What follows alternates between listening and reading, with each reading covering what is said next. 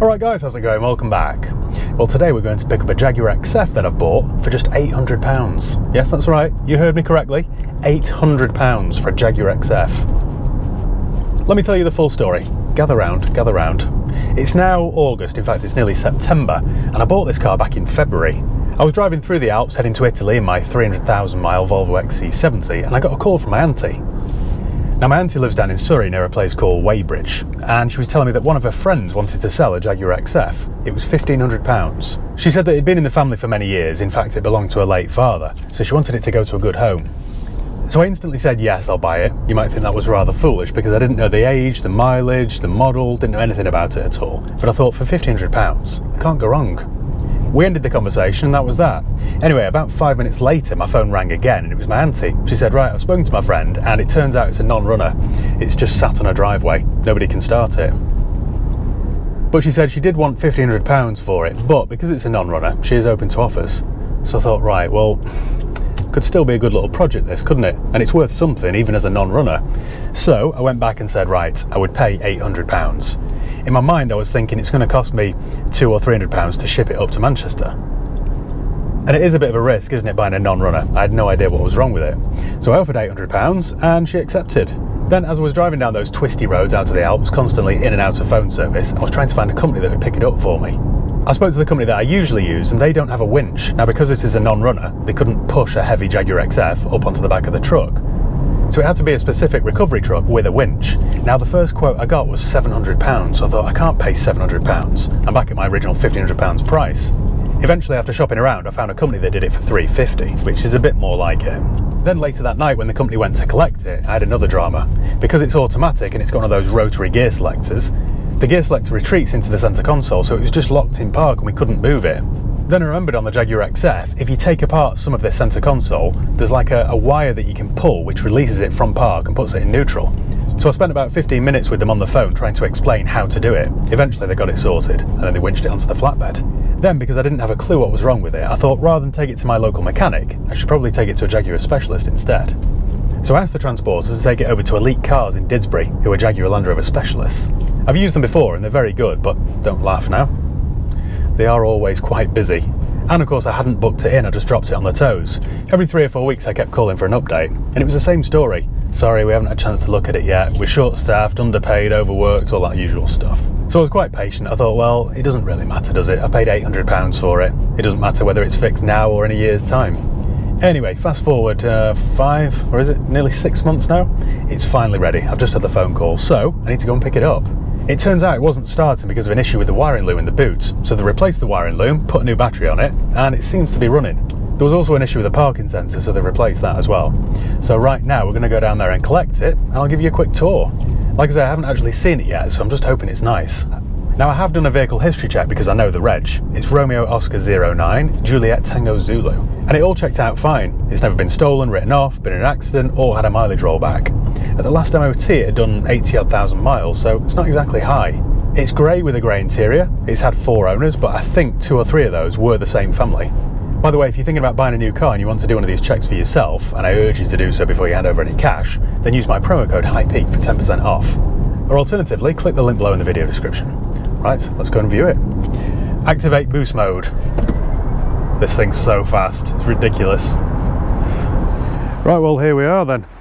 There's a little bit of damage to the rear bumper I've spotted, and they must be my 2 replacement parking sensors. Good colour though, isn't it? They do look nice, these. Got some scratches down the side there, but I think they'll buff out. They don't look very deep. The wheels need refurbishing. I've got 2 sets of keys, both of which work. We're on a Michelin Pilot on the back with a chunk out the side wall. Ah, that's just reminded me. See the leather on the top of the dash? It started to peel. And my auntie's friend told me about that over the phone.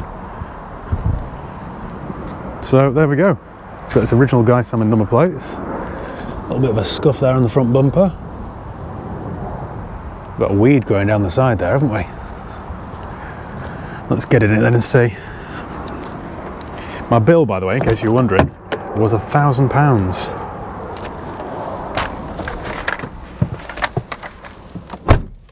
Yeah, look at that dash peeling. I'm not entirely sure what I'm going to do with that. I could either have a look on eBay and try and find a replacement dash, because I suspect it's just that top part, or maybe speak to my trimmer and see if he can either put a fresh piece on or stick that one back. It's all quite nice inside though. It's nice and clean. Let's fire up then. It's only done 85,000 miles, so not particularly high. It's a nice car, this, you know. Do all my vents work? Oh yes, look at this. Very theatrical. The guy in Elite then, oh, we've got a rear camera as well. That, I think, was an optional extra on a premium luxury. Yeah, the guy in Elite was just telling me then that that boot wiring harness is quite a common issue. Every time you open and close the boot, it kind of wears the wires. And he said that they were all black, they're not coloured. So you can't see which one does what, so you've got to replace the whole lot. Luckily, I've never had that issue before. But we've got no warning lights on at all. So just to recap, I paid £800 for it, £350 for transport costs, plus £1,000. So I'm going to run it down now to my mechanics for an MOT and a fresh service. I need to check on the cam belt, see if that's been replaced. I suspect it hasn't. Then I need to get a little bit of bodywork done and get the wheels refurbished. But yeah, this, I think, in my mind, could be 5 grand, 6 grand. Let's see if my air conditioning works. I haven't really researched this, but yeah, I'm guessing it's 4995, 5995, it'd be that kind of figure. I'll probably give it a gearbox service as well. Well, for something that I bought completely blind, I'm quite impressed so far. Thought I'd broken the gearbox then, but I just put it into manual mode. There we go, back in drive. Right then, let me crack on with these jobs and I will catch up with you later on. Well, we're back in my £800 Jaguar XF. And let me get this out of the way before we continue. I've massively overspent. Even though I thought £800 was cheap enough for this car, with its issues, it wasn't cheap enough. When we last spoke, I was picking this car up from Elite Cars, who are a Jaguar specialist over in Didsbury, and at that point I hadn't actually seen the car. I'd bought it blind off a friend of my auntie's for £800 down the outskirts of London and got it shipped up, and it was a non-runner. So although I had a £1,000 bill with Elite, I was over the moon because the car turned out to be quite a decent one. It was quite tidy, it drove quite well, it was quite tight. Overall, at that point, I was quite happy with it. At that point, the car owed me £1,800 plus transport, so I thought I'd made quite a shrewd purchase. That wasn't to be, unfortunately. After that, I took it straight down to my mechanics for a service and an MOT, and in fairness, it sailed through its MOT. Didn't need an awful lot spending on it, so my bill there wasn't that big. Then from there, I picked it up and I had the wheels refurbished. That cost me another £180. They were quite scruffy. They had quite a lot of curb damage. And now they look really bright, so it's just helped to lift the whole appearance of the car. So I'm quite pleased with that. Then, if you remember, my leather dash had all peeled and it looked an eyesore. So I went onto eBay and found this one. A replacement in the correct colour, and it was only £99 plus delivery. So I thought, I've had a right result here. This will only take, I don't know, an hour to fit. It'll just be a case of popping the old one off and then clipping the new one back down. How naive of me.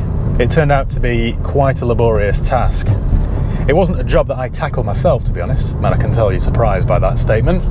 Nobody wanted to touch it. Mechanics didn't really want to tackle it. The upholstery guy that I sometimes use didn't want to do it. So in the end, I took it to the best upholstery place in the area, Auto Trim over in Denton, aka Jim the Trim, and he sorted it. But I've just had my bill through and it's quite large.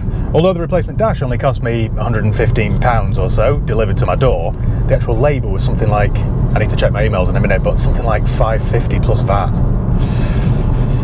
Not very wise. Almost the cost of the car in the beginning. Now at that point it was really starting to take shape, but there was one last job to do. If you remember, it had some damage to the offside, to the driver's side rear bumper. So I took it down to the local paint shop and they painted that half of the bumper and then blended it into the other side. And they also popped out the parking sensors, which were black, and sprayed those grey as well. So now it all looks very good. There were a few light scratches as well down, I think it was down the near side. I've had those buffed out as well at the same time. So I've just picked it up from the valeters this morning and it now looks like a Jaguar XF that I'd be quite happy to be seen driving. I'm quite pleased with it.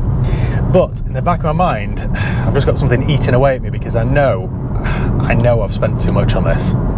I've currently got it advertised for 5495, and I need to do a cam belt. It hasn't had a timing belt done, so I need to replace the cam belt and water pump.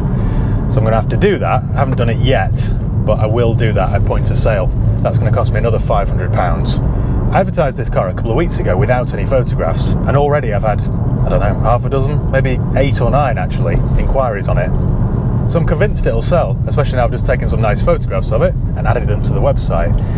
But was it a worthwhile exercise? Has this earned me any profit? Let's see, shall we? I'm going to park up somewhere scenic as always and talk you through my horrendous bills. You might want to pop the kettle on for this one. Could be here a while. Right, well, I suppose here we'll do then. May as well turn the old engine off as well. Right. Getting quite a wallet, getting quite a folder here, paperwork. Let me get my calculator out. So if you remember, the car started out life at £800. I think the transport wasn't quite 4, but it was up there, 380 I think it was. The bill at my mechanics for, I had a full engine service done. So oil filter, oil, air filter, pollen filter, fuel filter. That was £277.49. That includes the MOT test fee as well. So that was that. That's my clean MOT certificate there with no advisory items. The bill at Elite Jaguar that I don't have to hand anymore, I think was £1,008, if I remember correctly. The bill from the paint shop, which I've got here, was £264. That's not bad really, is it? Flat and buff, both sides, and touch-ups, repair and paint rear bumper.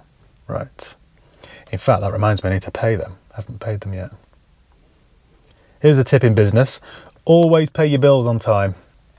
Pay everybody else before you pay yourself. That's what I always do. Something must have sold. I've got more money in my account here than I thought. Right, very good. Love it when that happens.